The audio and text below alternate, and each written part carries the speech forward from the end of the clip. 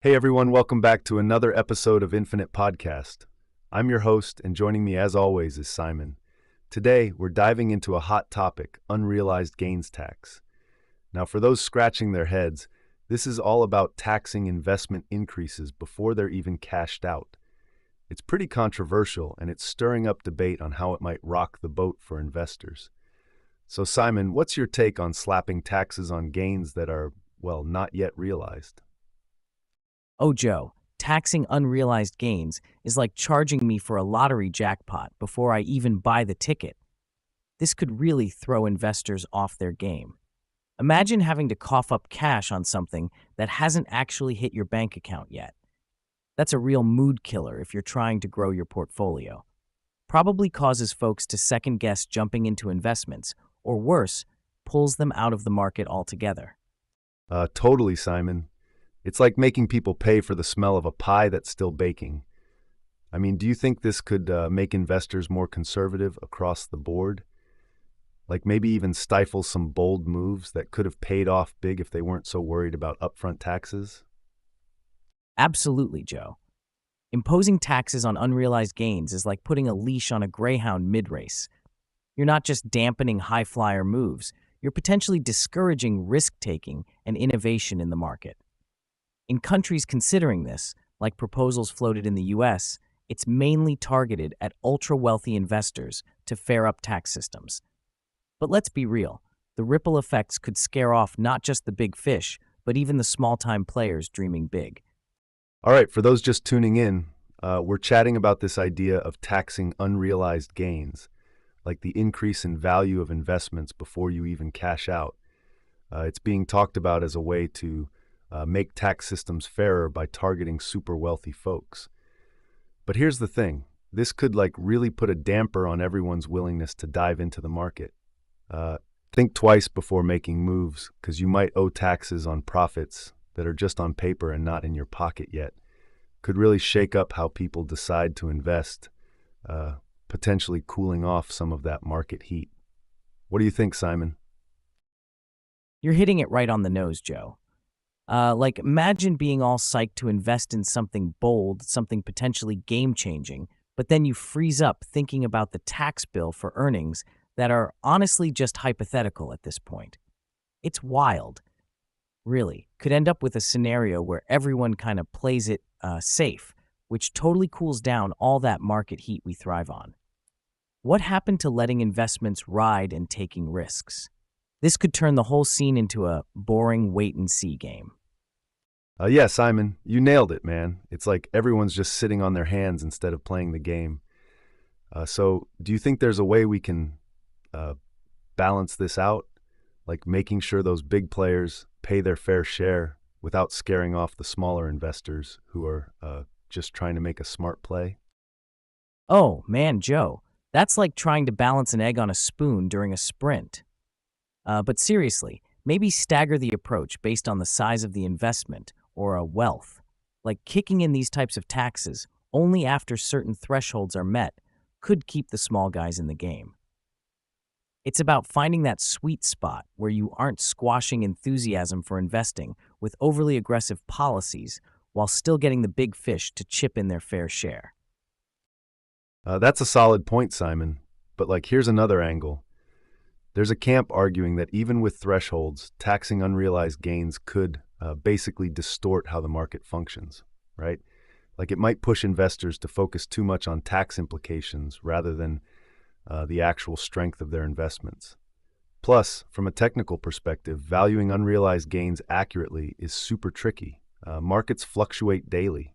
Implementing this kind of tax could lead to huge complexities and unintended consequences. It's not just about stifling growth, but potentially creating a very erratic investment landscape.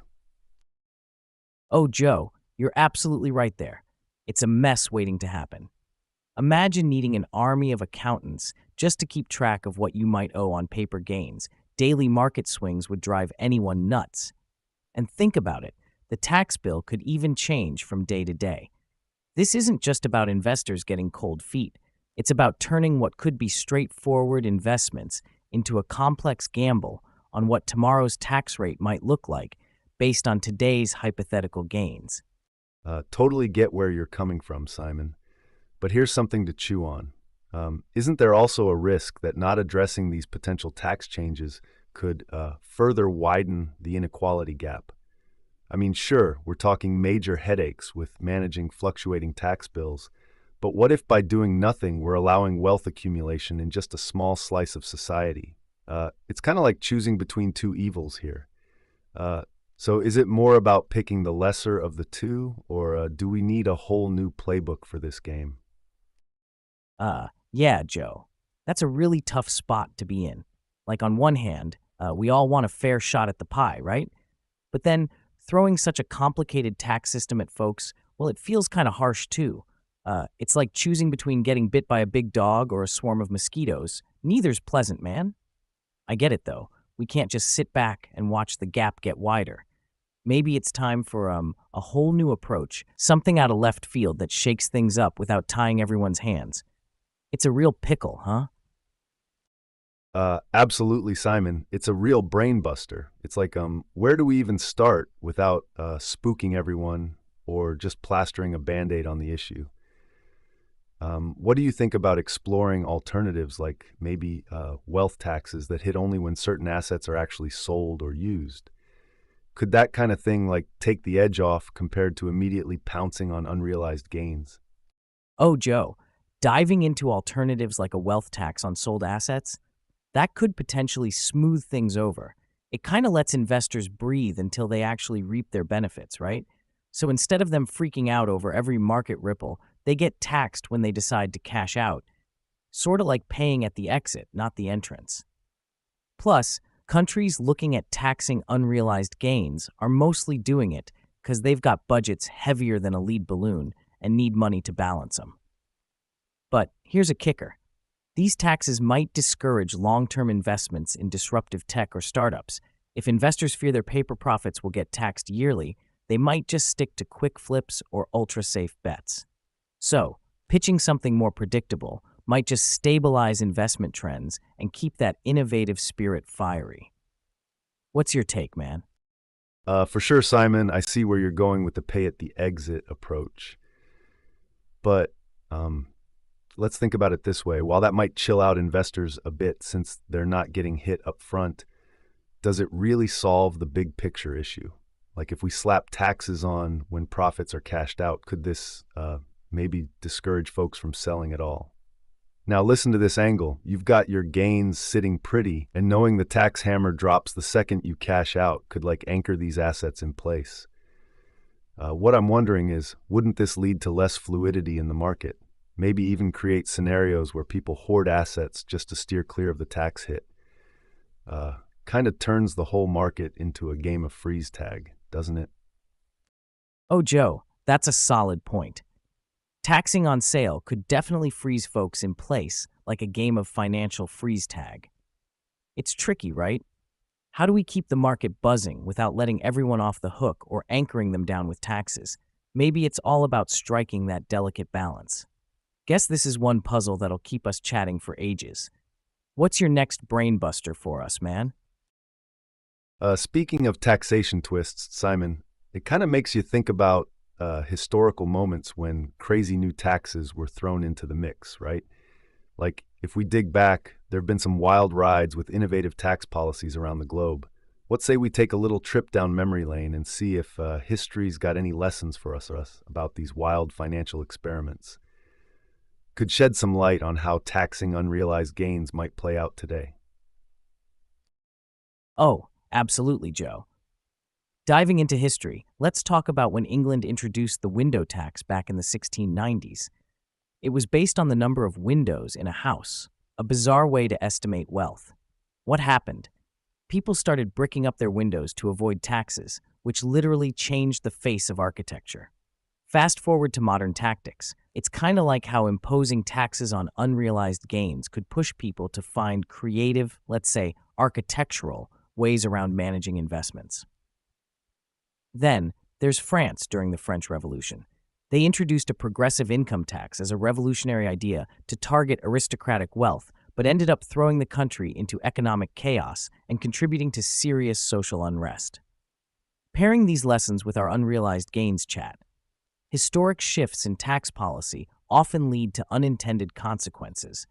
Changing how folks are taxed without predicting potential adapts might cool down not just investment heat, but economic growth directly. Could we be looking at a modern-day investment window bricking? What's your take on that, man? Simon, diving into those historical tax mishaps like the window tax definitely spins a cautionary tale for us today. I mean, when you force change without easing folks into it, you're asking for some serious backlash or loophole gymnastics. And yeah, looking at France's revolutionary tax, we got to remember that good intentions can spiral into, let's say, less than stellar outcomes, huh? So if we slap a tax on unrealized gains now, could we be stirring up a modern mess? Like maybe stifling innovation or causing investors to play so safe that we actually halt progress? I'm thinking there's got to be a sweet spot, right? A way to introduce new ideas without tripping into those historical pitfalls. Maybe it's about slow integration or setting up conditions that adapt over time. What do you think, Simon? Can we learn from past mistakes and fine-tune our approach, or are we just doomed to repeat history here? Oh, Joe, you're hitting the jackpot of wisdom here.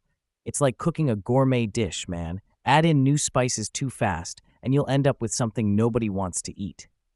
History's not just there to gather dust. It tells us to season things just right. We have to stir slowly, letting each change blend well before we add the next one. Or else, yep, we're just setting the table for a repeat disaster dinner party. Ha! Love that analogy, Simon. So it's like we're chefs in a financial kitchen, careful not to burn down the house while spicing things up. Let's keep stirring this pot and see what other flavorful wisdom we can cook up from history's lessons, huh? What's next on our menu? Definitely, Joe. It's always a feast of ideas with us.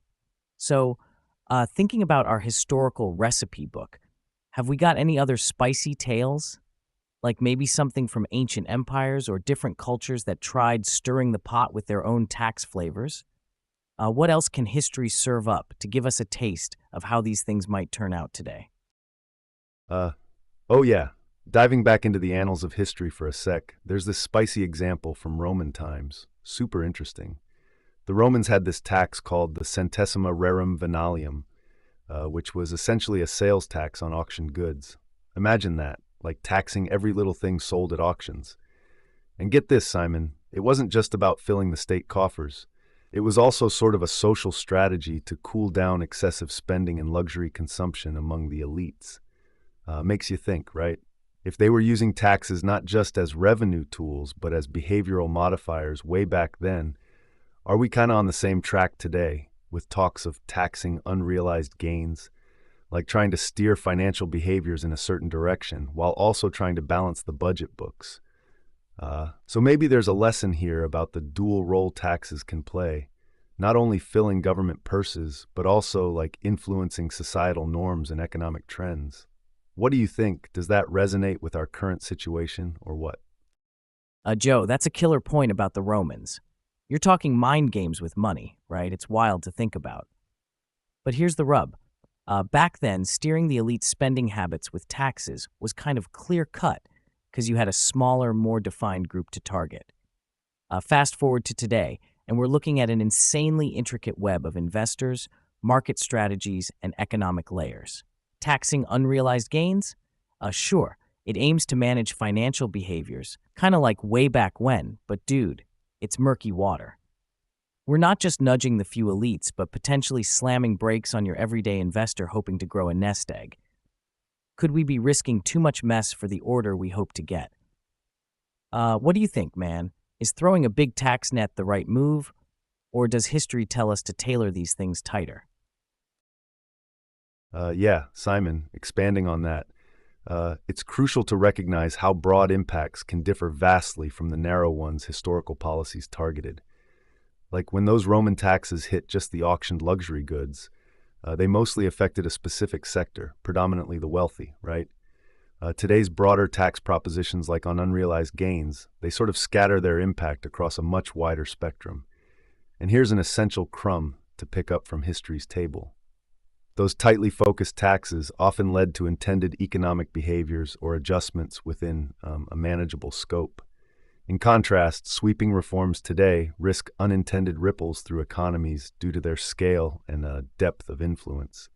Recognizing this could mean that tailoring modern taxes to affect specific sectors or behaviors might provide more predictable outcomes. Would this kind of strategic, surgical approach make sense in today's complex financial ecosystem? What's your take on that, huh? Oh, Joe, that's a pin drop moment right there. Surgical precision in taxing could be our scalpel in the modern financial jungle, cutting just right without chopping down the whole forest. Speaking of tailoring our approach, Simon, it kind of makes you wonder what the big brains from way back, like Benjamin Franklin or Alexander Hamilton, would say about all this tax talk if they popped into 2030. Let's mess around with that for a sec. Imagine whipping up a time machine and dragging those founding dads into today's tax debates. How wild would that conversation be, huh? Let's dive into that. Man, can you just picture it? Benjamin Franklin chilling here with his kite, and we're like, Ben, buddy, what do you think about taxing money people haven't even made yet? I bet he'd be scratching his head, dropping some witty line about a penny saved being, not taxed yet or something. And Hamilton? Oh, he'd have words for us. Given his love for strong central finance, he might just be on board with innovative taxes till, we mention it's hitting every Joe and Jane just watching their stocks. He'd probably whip out his quill and start rewriting the rulebook right at the table. So what do you think they'd make of slapping taxes on unrealized gains? Align with today's ideas, or would they start their own revolution again? Man, thinking about Franklin and Hamilton in a modern tax debate, like that's a scene, right? I guess Franklin, with his sharp wit, would probably caution us about the slippery slopes of taxing potential wealth. Like he'd emphasize prudence in financial forecasting, maybe pushing for clarity before commitment. And Hamilton, he was all about bolstering national wealth, but even he might balk at the complexity of modern financial instruments and the idea of taxing gains before they're realized. Like imagining him trying to decode a cryptocurrency portfolio might just send him back to parchment and quill for simplicity's sake. So, yeah, if those guys were here, they'd likely push us to think really hard about the implications and fairness of such policies, maybe guiding us toward more transparent and universally acceptable financial laws.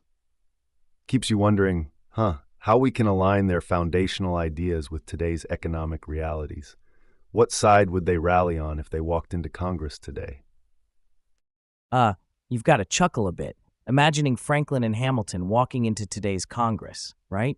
Like they'd probably take one look at the digital screens and hashtag debates and think they've hit an episode of Star Trek or something.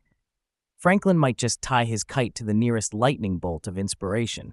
But seriously, talking unrealized gains tax with them, it feels like we'd be bridging centuries in finance philosophy.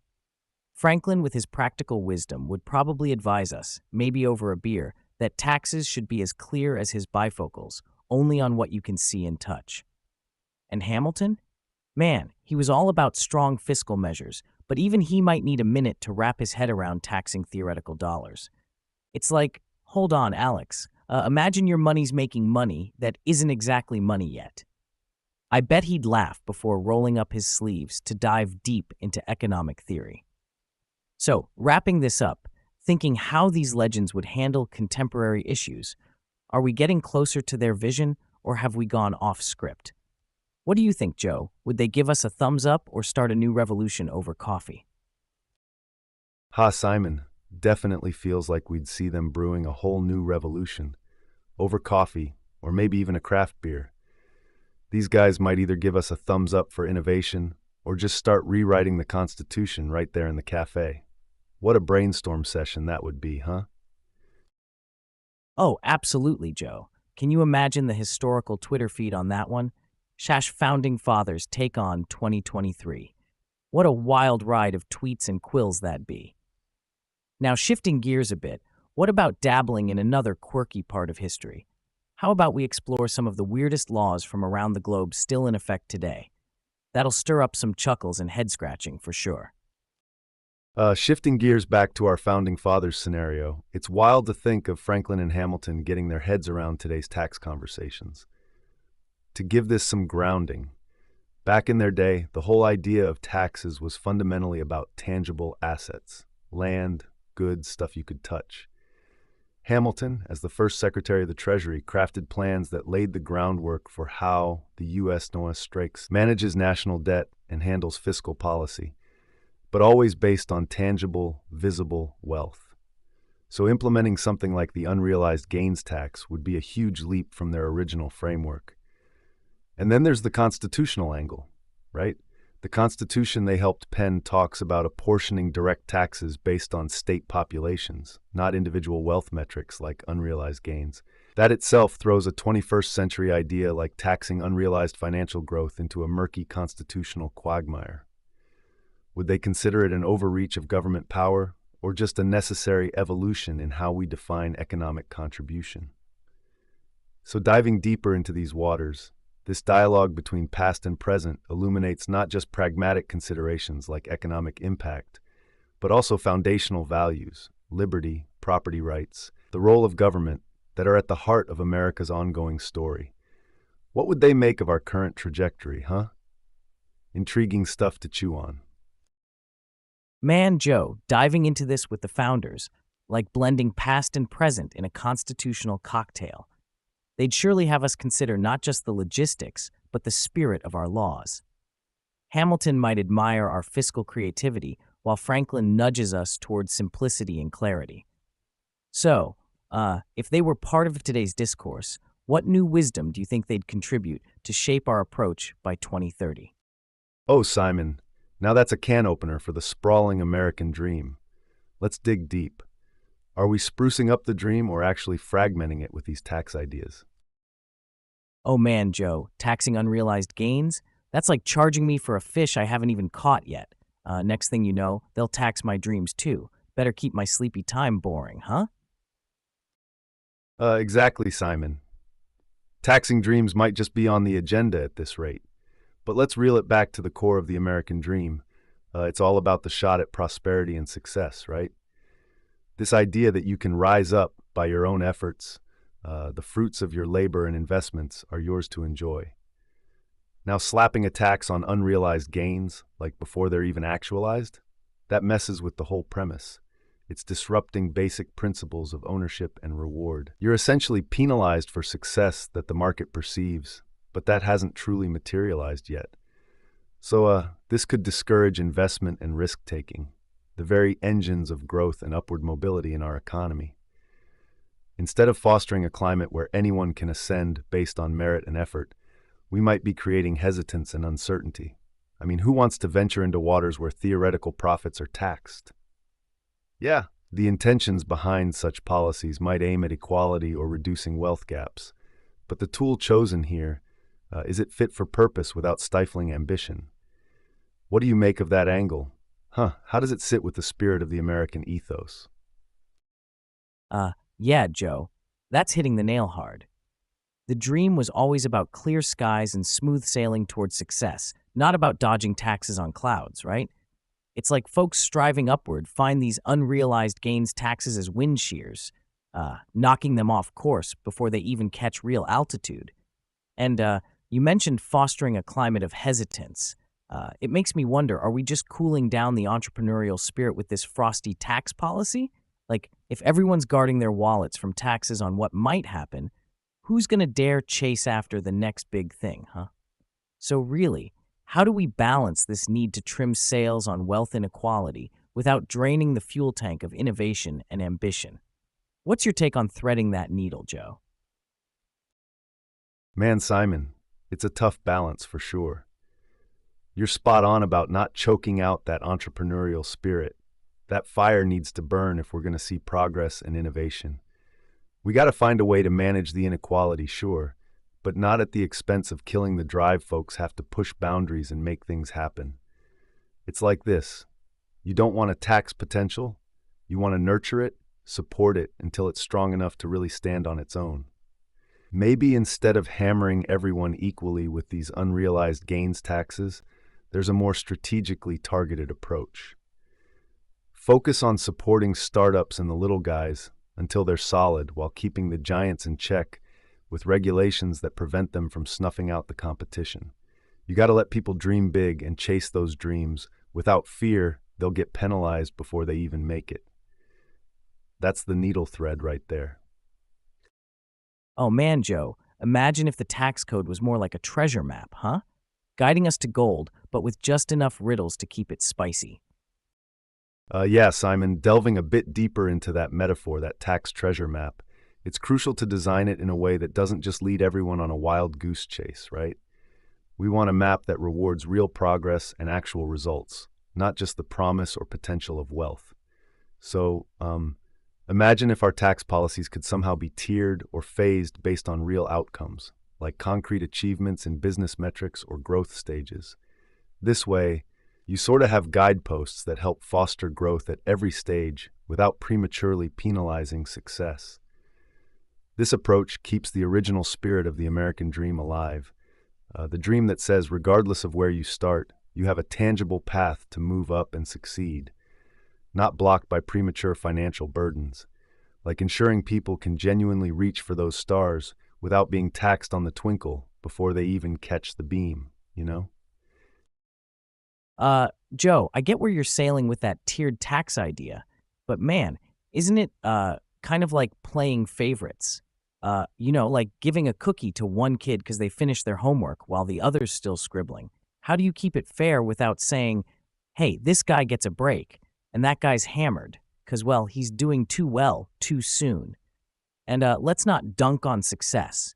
It's like we're penalizing good fortune before it's even fully brewed. Makes me wonder if that quenches the drive to strive higher, you know? Because let's face it, anyone starting something up has probably dreamed of making it big. They don't want to be smacked with a success tax just when things are getting good. So rather than laying down more layers of tax laws that could spaghetti out into a mess, shouldn't we be stripping back to basics? Encourage everyone equally, fuel all dreams, ensure the tax system's more about supporting growth than snatching unrealized gains. Keep things simple, push freedom, right? How would that play into your plan, Joe? You're hitting deep waters there, Simon. The fairness angle is crucial. No one wants a system that feels rigged or one that picks winners before the race is even over. Stripping things back to basics could indeed help level the playing field. Let's keep pondering this. How do we weave encouragement and simplicity into our tax system, ensuring it supports everyone's aspirations equally? It's about fueling those entrepreneurial fires without dampening spirits with premature burdens. What are your thoughts, listeners? How do you envision a fair and motivating tax system? Oh, switching gears to the digital gold rush, huh? Let's dive into these crypto oases and unravel this high-tech treasure map. Absolutely, Simon. These crypto oases are like modern sanctuaries for digital assets. They're fascinating because they reveal so much about how different countries approach the whole idea of cryptocurrency. Like you have places like Malta or Switzerland, everyone knows they've been super welcoming to crypto businesses because of their friendly regulations. And that's not just about being cool with innovation, it's a strategic move. By creating a regulatory environment that attracts crypto companies, these countries position themselves as leaders in the digital financial sector. But let's talk impact. This creates a sort of a ripple effect on global trading behaviors. When one country offers major incentives, it not only attracts business, but also sets a benchmark that others might follow, pushing for broader changes in global financial policies. However, we gotta address the elephant in the room. While tax avoidance, like carefully managing transactions to minimize taxes, is legal, evasion is not. Evasion's when you flat out break the law to avoid paying taxes. And in the realm of crypto, where regulation can be kind of murky, distinguishing between the two can get pretty thorny. Keeping these distinctions clear is crucial for maintaining the legitimacy and sustainability of crypto markets globally. What do you think this means for the future of cryptocurrency handling in other parts of the world? Oh, Joe, while crypto oases sound pretty awesome for sparking innovation, I gotta poke a stick at it, man. If every country starts bending over backwards to create these havens, Aren't we risking a patchwork of regulations? Like a global quilt that nobody can figure out how to snuggle under properly? And here's another kicker. How do we ensure these crypto sanctuaries don't just become hotspots for the less savory financial escapades? I mean, it's great to lure in businesses with stellar policies, but there's always that chance someone's going to exploit the loose ends. It's like throwing a party and not checking the invites. You never know who's coming. Plus, how does this shift affect the regular Joe and Jane investing in crypto from their bedrooms? If major trading hops across these oases, does it leave them hanging? Kind of like being invited to a bash, but finding out it's on another continent, right? So, flipping coins aside, what's your take on striking a balance between boosting innovation and keeping the playground fair and clean for everyone? Joe? Man, Simon, you've just hit the jackpot question. That balance is like walking a tightrope. Lean too far one way and you fall into stifling overregulation. Lean the other and it's chaos with exploitation running wild. The key could be global cooperation, kind of like creating a rule book that everyone at the party agrees to follow, making sure the game stays fun but fair for all, from small-time traders to big-time sharks. What'd be your strategy for drafting this rule book? Oh, Joe, drafting that rule book? Ha, it's like trying to organize a potluck dinner where everyone brings a dish. How do you make sure someone doesn't just show up with plastic forks when you need a lasagna? Simon, that reminds me of a time when we tried organizing a big neighborhood cookout, where everyone was supposed to bring something to grill or a side dish. And there was this one guy, let's call him Dave. He's always down for a good time, but isn't exactly the most, let's say, reliable when it comes to instructions. So while we all brought steaks, burgers, veggie skewers, he shows up with a pack of marshmallows. Yep, just marshmallows. It was funny, but also kind of threw us off because here we were, ready for a full-on feast, and we end up with dessert before dinner. It kind of put into perspective how essential clear communication and expectations are. Now, linking back to these crypto oases, just like our cookout needed everyone on the same page about what to bring, these financial hubs need a solid framework that everyone understands and follows, ensuring that while innovation cooks up, it doesn't burn anyone in the process. We want these places to boost the global economy without causing financial indigestion. How do you think we could improve this clarity and compliance worldwide, Simon? Joe, that's a wild story with Dave and the marshmallows, man. It's like, what do you even do with that at a barbecue, right? Ha! But yeah, bringing it back to these crypto oases, could we maybe think about a global summit or something? Where regulators, experts, and big players sit down kind of like the UN, but for crypto. They could hash out a universal playbook, not just guidelines that are vague and wishy-washy, but actual solid rules that cross borders. And hey, communication. Man, it's got to be crystal clear. No legalese that only lawyers get jazzed about. Make it understandable for everyone, whether it's your grandma or the tech whiz next door. By setting up expectations that everyone understands, we might avoid those marshmallow scenarios in the economic cookout, right? But, is it too idealistic to think we can herd all these cats into a room and make them agree on how to handle things globally? What's your take, Joe? Am I dreaming too big here? Not at all, Simon. Dreaming big is how we got to the moon, right? Rallying up those cats in a global crypto summit could be the giant leap we need for financial harmony. But hey, speaking of dreaming, how do you think individual investors should prepare for any ripples from this new setup? Could they actually benefit from such a global playbook? Oh, Joe, it's like suddenly finding out your lottery ticket is a winner could be a game changer. How do these small investors make sure they're on the right rocket when this baby takes off? Oh man, Simon, that reminds me of this time. Let's see. It must have been a few years back when I was just dipping my toes into the world of investment. So there I was with a tight budget, trying to figure out how to get the best return without risking the farm. I decided to split my small stash between stocks and this new cryptocurrency everyone was just starting to buzz about. But here's the kicker. I didn't just jump on any coin. I did my homework, read up like crazy, tuned into all the expert chats, yeah, even those dry financial podcasts. And eventually, I put some cash into what seemed like a solid bet based on reliable insights. Now, looking at these potential crypto oases, I reckon it's somewhat similar. For the individual investor wanting to ride the crypto wave, especially as these oases start to shape up, becoming informed is crucial.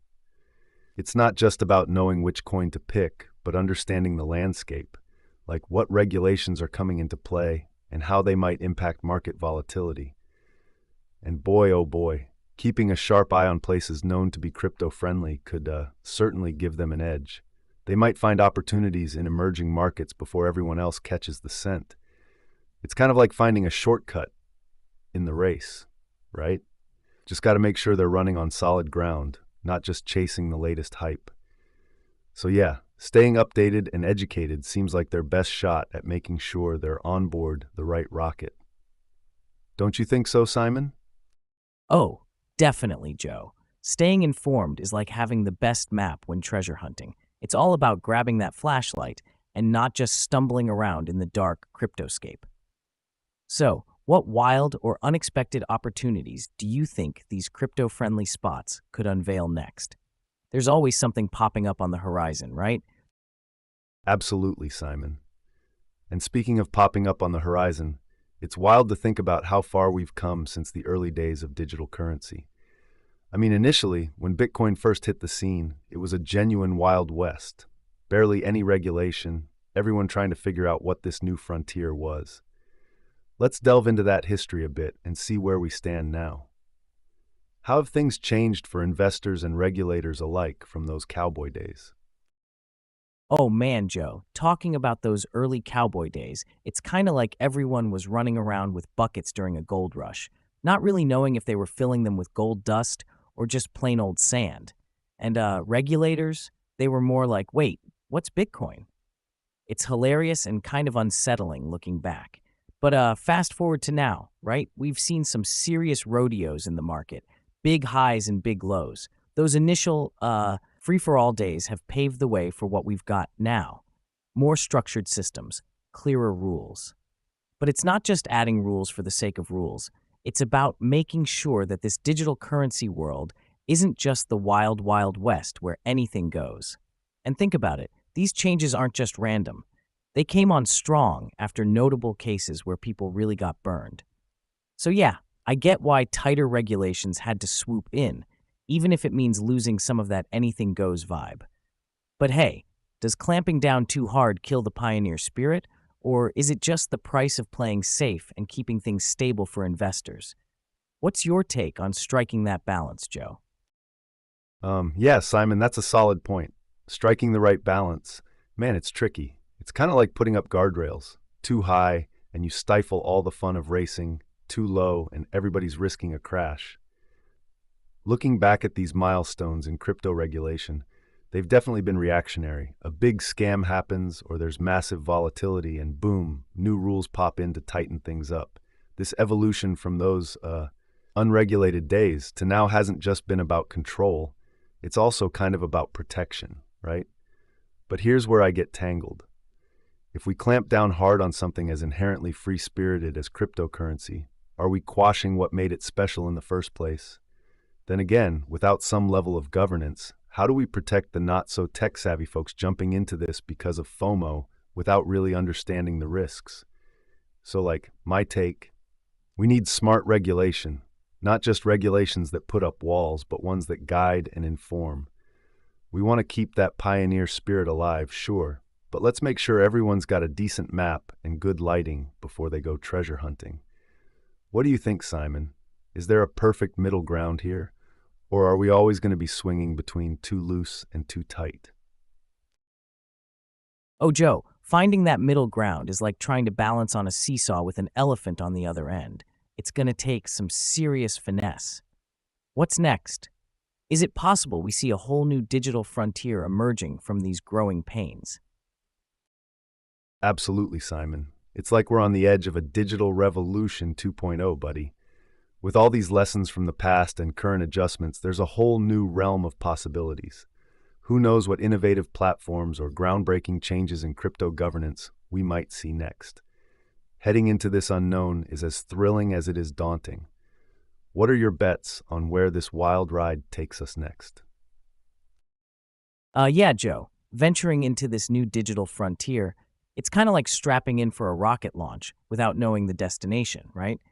But I'm betting we'll see, even more personalized crypto services cropping up, like tools that make it super easy for everyday folks to understand and manage their digital wallets without needing a PhD in tech lingo. And maybe we'll see tighter integration with traditional banking. Imagine just flipping a switch in your usual banking app to swap between dollars and Bitcoin or whatever coin is the flavor of the month. But man, what about oversight? Do you think there's a way to keep things innovative while weaving through all that red tape? Yeah, Simon, while that integration sounds cool and all, there's another side to this coin, right? I mean, tighter integration with traditional banking raises flags on like surveillance and privacy. There's a real charm to crypto being somewhat off-grid. People love that anonymity aspect, and mashing it too closely with traditional systems might strip away that key appeal. Plus, let me toss in there, regulation has been ramping up to catch tax evaders and money launderers, which, sure, is necessary for keeping things legit.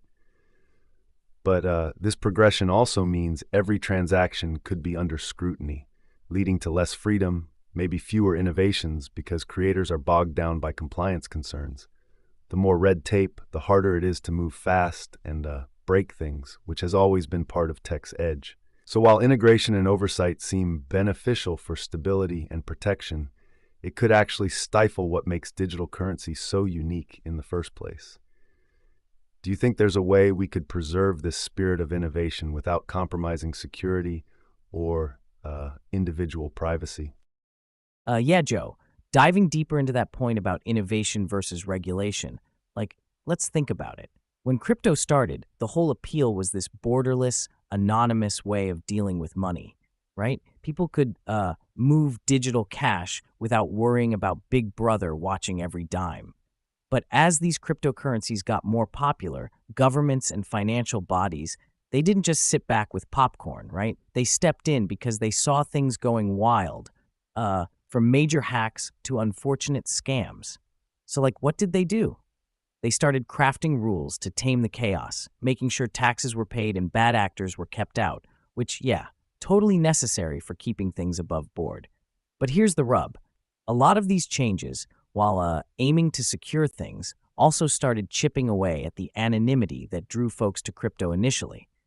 And like I mentioned before, all this oversight can scare off some innovators or investors who thrived on the freedom that the early crypto scene provided. So to answer your question, balancing this innovation with security without turning it all into a surveillance fest, it's tricky, man. Maybe there needs to be a focus on developing technology that upholds privacy while still adhering to regulations.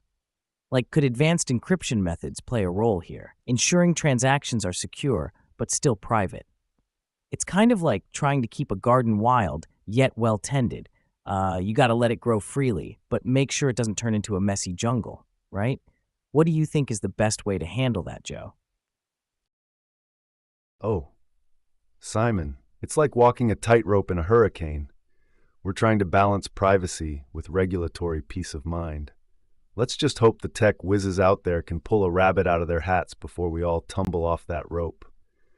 What's the next game changer you think they're cooking up in this digital stew?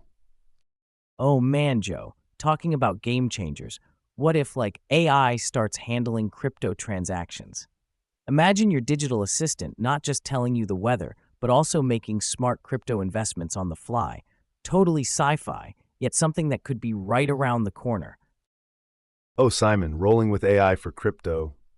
That's both thrilling and a bit terrifying, isn't it? Just imagine your AI buddy accidentally buying a heap of Dogecoin because it interpreted a meme the wrong way. Funny, but also yikes. But seriously, integrating AI could streamline a ton of processes, like monitoring trends or optimizing investments based on real-time data. However, here's where I get skeptical.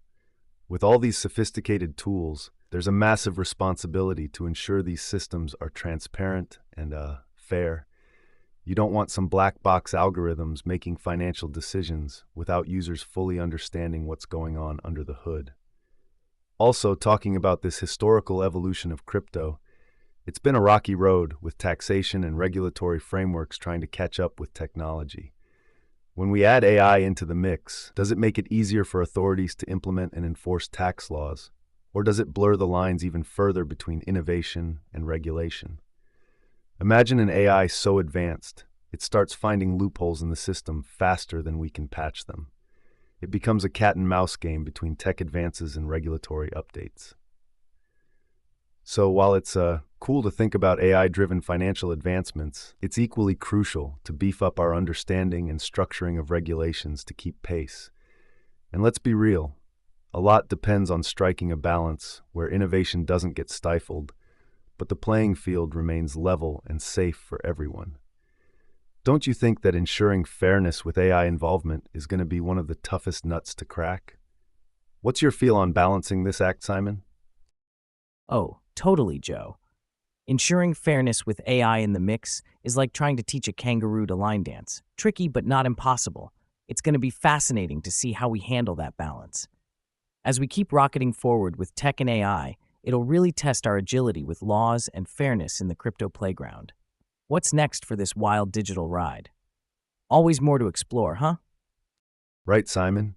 Strap in because diving into blockchain transparency feels like unraveling a digital mystery novel. Let's get to the bottom of whether this tech is the superhero we've been waiting for in combating financial corruption, or if it's just another gadget in the utility belt. What are your thoughts on this? Yeah, Joe, while blockchain is hailed as this big transparency hero, there's another side to this, right? Let's not slap a cape on it just yet. I mean, sure, blockchain can make transactions more transparent because everything's recorded on this immutable ledger, no edits, no erasing. But here's where it gets sticky. Just because something's transparent doesn't automatically mean it's corruption-proof. For starters, the anonymity feature of blockchain, it kind of throws a wrench in the works. While transparency in transaction histories is great and all, if you don't actually know who's on the other end because of pseudonyms, or if there's zero disclosure of identities, how does that really stop the shady stuff? And let's say even with the best tech out there, corrupt actors always find loopholes. So, if the system itself, or the folks running it, are bent on bending rules, they might use the complexity of blockchain to obscure rather than reveal truths. Just plugging in blockchain technology isn't quite the magic wand for cleaning up financial systems if the governance or ethics around its use aren't tight.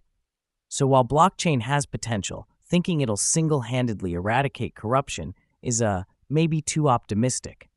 There's got to be robust oversight and a real ethical framework supporting it for that superhero status, don't you think? Oh, Simon, you've nailed it. That's the paradox of blockchain, touted as a transparency champion yet cloaked in complexity. So if it's not a magic wand, what's its real superpower in fighting financial mischief? What do we need to supercharge this thing effectively? Yeah, Joe, the real superpower of blockchain. It's like having a digital ledger that can't be tampered with. Every transaction gets sealed in digital amber. That's huge for accountability because you can see what went down when and where. It's all logged. But here's the kicker for making it truly effective against corruption. We need crystal clear regulations and tight oversight that specifically address how blockchain is used in financial systems. Plus, there needs to be an infrastructure that supports these checks and balances, not just relying on the technology itself, but also ensuring there are human eyes reviewing these processes. Integration with existing legal frameworks would probably help too, closing those gaps where shady activities could slither through. And maybe public access to some parts of the blockchain could deter bad players since there's nowhere to hide their dirty laundry. So while blockchain has got the muscles, it needs more than just raw power to fight financial corruption effectively. It needs the right combination of tech savvy, regulatory muscle, and user transparency to really lay the smackdown on corruption. What do you think, Joe? Is blockchain up for this heroic challenge, or does it still have training wheels on? Whoa, Simon, that's a heavyweight bout for sure. Blockchain might look like it's wearing training wheels, but I think with the right direction and regulation, it could throw punches like a heavyweight champ. Reckon it'll ever get to take those wheels off? Absolutely, Joe. Speaking of pushing blockchain to its fullest potential, there's another tightrope to walk that's super fascinating: the paradox between privacy and transparency in crypto transactions. It swings like a pendulum, man. People want their cake and eat it too, you know? On one hand, everyone's all about keeping their financial business private from prying eyes.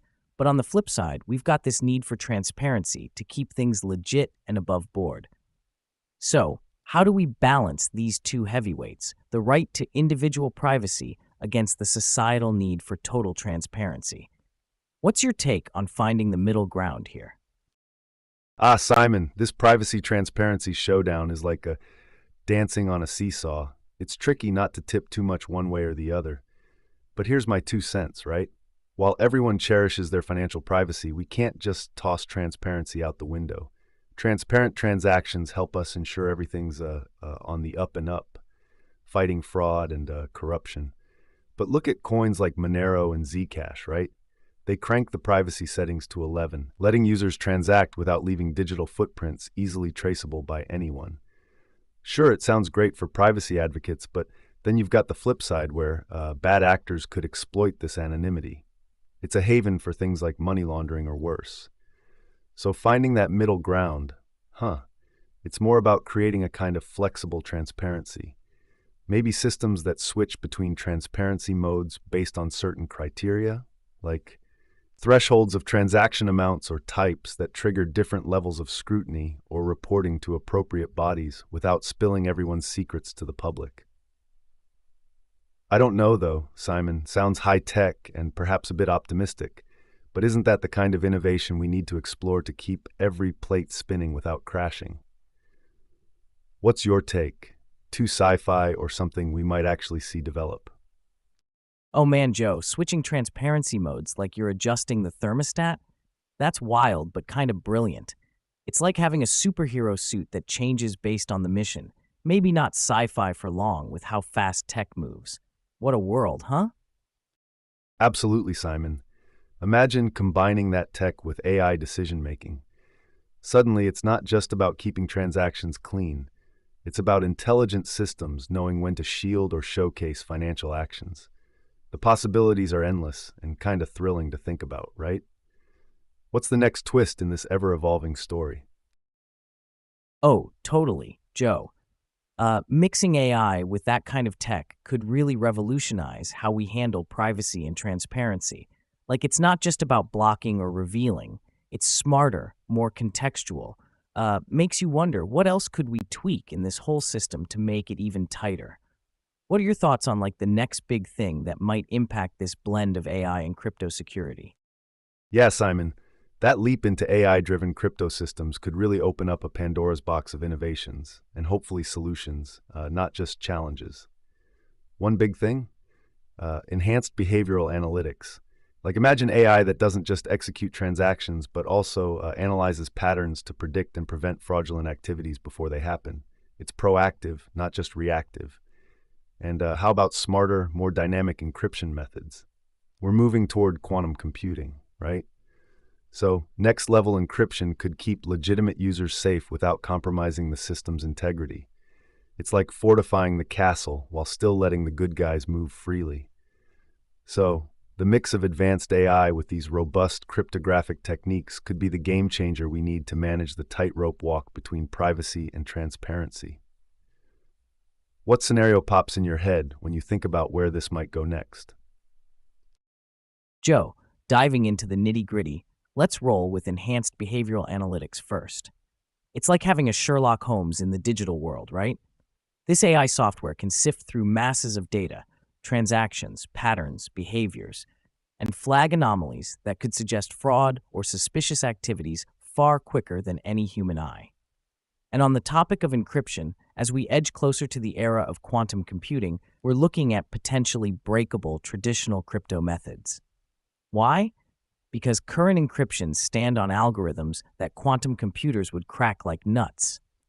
But quantum-resistant encryption methods are being developed, which is crucial for maintaining privacy without losing grip on security. So implementing these smart AI tools along with new-gen encryption technologies could potentially strike a beautiful balance between keeping user info private and transactions transparent enough to ensure legality and security. What kind of impact do you think this could have beyond just the financial markets? Oh, Simon, that's a mind bender. Think about the ripple effects across multiple sectors: healthcare, elections, even global supply chains. If we nail this in finance, it could be a game changer everywhere. How do you think these technologies could reshape other industries? Oh man, Joe, imagine AI and quantum encryption hitting the healthcare industry. Like, one minute you're getting a flu shot, next thing, your health app's predicting you'll sneeze exactly at 3:43 p.m. next Tuesday. Or elections, right? Your vote gets quantum encrypted so well, even you can't remember who you voted for.